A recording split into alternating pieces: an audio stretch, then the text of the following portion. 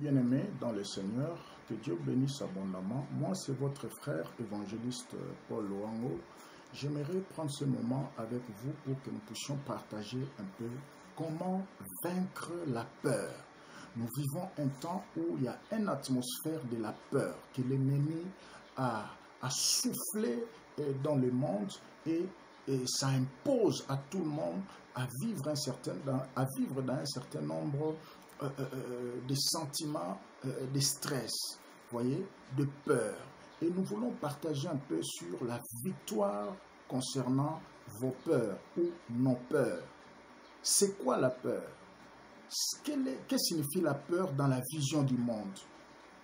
C'est quoi la peur dans l'histoire de la Bible? Est-ce que nous pouvons retrouver ces mots peur dans l'histoire de la Bible?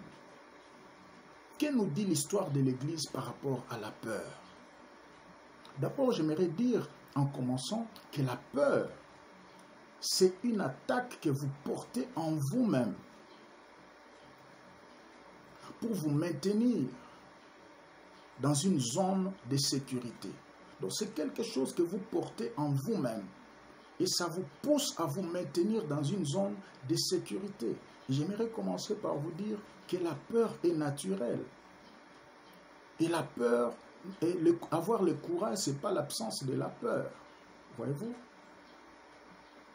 Ce n'est pas l'absence de la peur.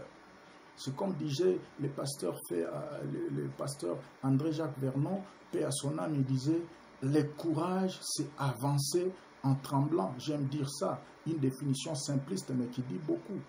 Voyez? Vous ne pouvez pas vous laisser dominer par la peur. Et laissez-moi vous dire que dans l'histoire de la Bible, ce mot peur est répété plus ou moins 365 fois. Voyez?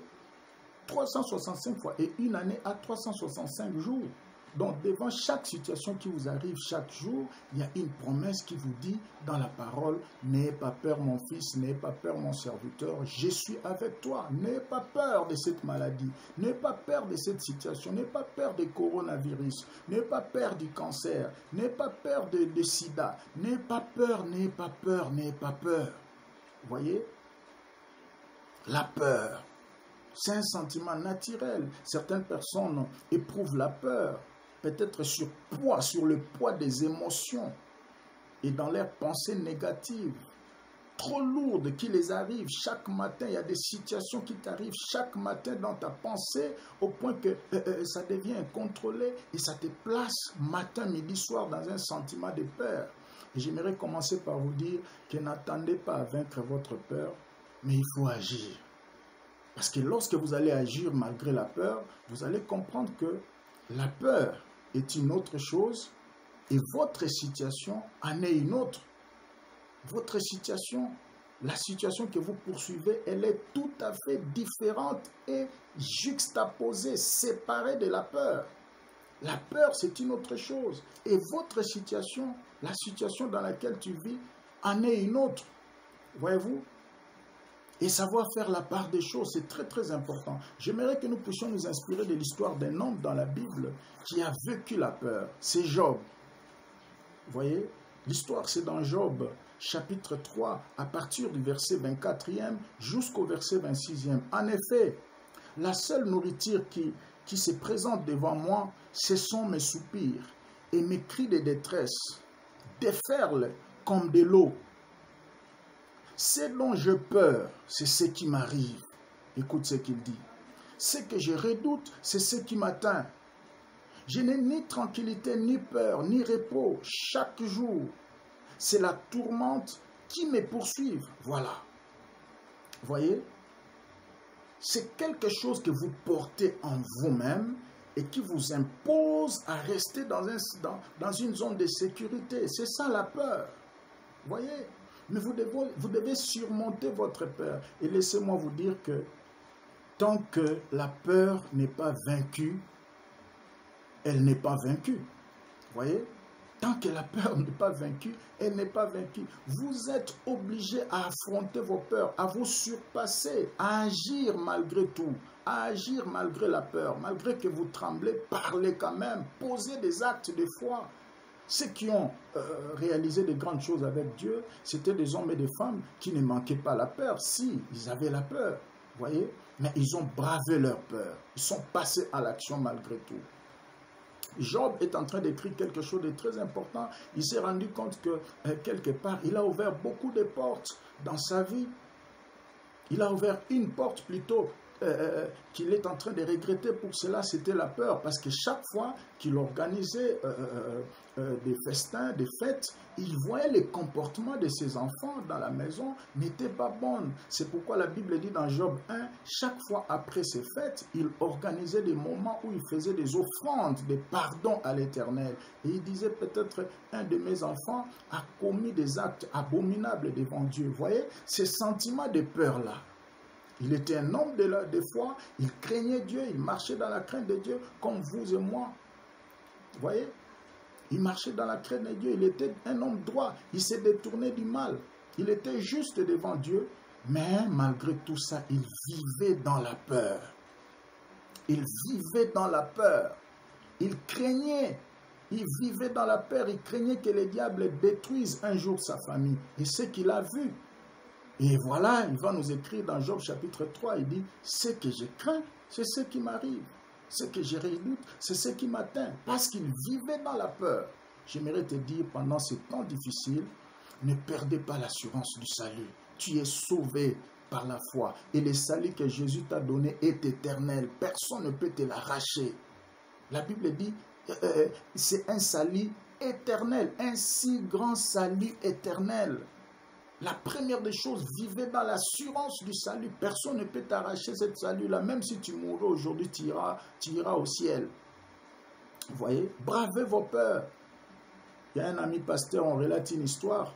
En France, un ami pasteur comme ça, on était venu lui dire, les médecins avaient peur de lui dire, après le dépistage du cancer, que non, il était atteint du cancer. Il disait, mais ce pasteur est riche, tout, il a beaucoup d'argent, un tas de trucs. Quand il entendra qu'il est atteint du cancer, peut-être il va craquer, il va mourir. Le médecin va lui dire finalement, je suis désolé pasteur, tu es atteint du cancer. Ah bien, j'ai béni le Seigneur. Je bénis le Seigneur parce que s'il permettrait que je meure de cancer, ça serait une occasion pour moi de les retrouver vite et de me reposer en paix. Voyez, il avait une autre vision sur la maladie. Et finalement, Dieu va le guérir du cancer. Bien-aimé dans le Seigneur, tu dois braver tes peurs. Job a ouvert une porte, bien qu'il craignait Dieu, il marchait dans la crainte de Dieu, mais il vivait quotidiennement dans la peur. Et le diable a profité derrière cette peur pour ruiner sa vie, détruire sa famille. La Bible dit, petits enfants, n'ayez pas peur. Vous voyez, car celui qui est en vous est plus grand que celui qui est dans le monde. Et le psalmiste dit, aucun malheur ne t'arrivera, aucun fléau n'approchera ta tente. Voyez-vous, n'ayez pas peur. Nous vivons dans un temps où l'ennemi est en train de souffler un vent de la peur. Même tout ce que nous voyons ici, des confinements, tout ça, des bons balances, des vidéos, un tas de trucs. L'objectif, c'est quoi? S'aimer la peur, afin de proposer la sauce que nous refusons au nom de Jésus. Bien-aimés dans le Seigneur, ne nourrissez pas la peur par de nouveaux événements négatifs. Ne nourrissez pas vos peurs par des images nouvelles négatives. Koya suna ba image asikate oleisa kobanga na yo. Kotala ba video asikate, kotala ba film asikate, oye komema kobanga, oye kokolisa kobanga, oye kotondisa kobanga. Mais au contraire, nourrissez votre foi par la promesse de Dieu. Nourrissez votre foi par les louanges et l'adoration. Nourrissez votre foi par la parole du Seigneur. Ne nourrissez pas la peur par de nouveaux événements négatifs, de nouvelles images négatives, de nouvelles vidéos négatives. Mais bien au contraire, nourrissez votre foi chaque jour par les promesses de Dieu. Proclamez les promesses de Dieu. Dieu est fidèle, même si les hommes restent infidèles. Alléluia. Vaincre la foi, vaincre plutôt la peur. Visez ce qui se trouve de l'autre côté de votre peur. Voyez, ne vous laissez pas seulement borner dans ce que la peur vous fait voir, mais voyez ce qui se trouve de l'autre côté et vous aurez la victoire sur la peur. Essayez de maîtriser votre cœur, cherchez l'équilibre dans votre cœur. en louant, en proclamant plus haut la parole de Dieu et les promesses de Dieu. Entraînez-vous à développer une vision positive du monde. Développez un monde positif de vous-même. Voyez, réfléchissez sur ce que vous êtes capable de faire et non sur ce que vous êtes incapable de faire. Tu dois braver tes peurs. Voyez, la peur ouvre la porte au diable. La peur peut ruiner votre vie. Job craignait le Seigneur, il était juste, il marchait dans la voie droite du Seigneur, mais il vivait dans la peur. Et le diable a profité de cette peur pour détruire sa famille. Et un jour, il s'est retrouvé dans le chaos. Bien-aimé dans le Seigneur, coronavirus passera. Mais la parole du Seigneur ne passera jamais. Et les promesses de Dieu ne pourrissent jamais. Voyez, ne nourrissez pas votre peur par des mauvais messages, par des mauvaises vidéos, par des mauvaises images. Au contraire, nourrissez votre foi dans la parole de Dieu. Nourrissez votre foi dans les promesses de Dieu. Que Dieu vous bénisse. J'aimerais prier avec toi. Seigneur, je prie pour mon frère, ma soeur, qui est envahi de la peur. Au nom suprême de Jésus, que la puissance de Dieu te touche. Je chasse l'esprit de peur.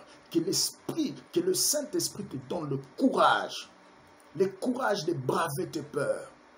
Que le Saint-Esprit te fasse voir que Dieu est fidèle. Dieu ne t'a pas abandonné. Après ce temps, Corona passera. Après ce temps, il y a encore une vie nouvelle qui t'attend. Que Dieu te bénisse, qui te fortifie. Au nom suprême de Jésus. Amen.